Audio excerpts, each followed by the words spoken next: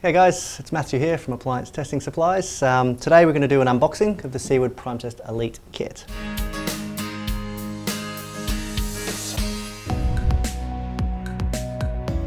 The kit's supplied in a heavy duty case, as you can see here, with some hard latches at the top to keep the thing closed. Now we're going to open it up.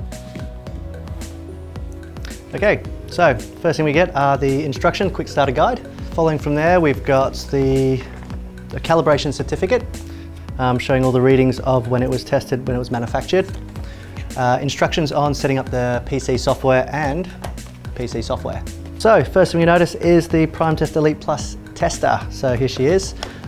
Underneath the machine you do have a compartment for the main supply lead to charge the battery and to do run testing.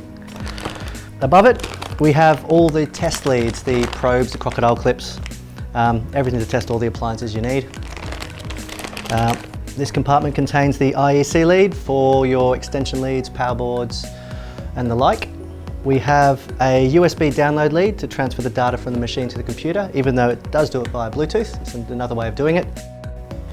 And we have a new addition, which is the Apollo checkbox. This thing here actually checks the parameters of your machine, so you can periodically check it whenever you'd like to see if it's reading correctly.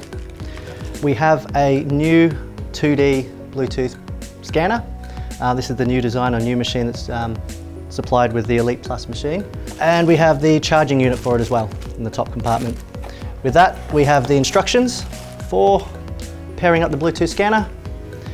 We have a roll of labels, which are the direct thermal labels supplied for the direct thermal printer, which is right here. And underneath we have the charging peripherals, so you can get the lithium ion battery charged. So there we go. That's everything that's supplied in this package.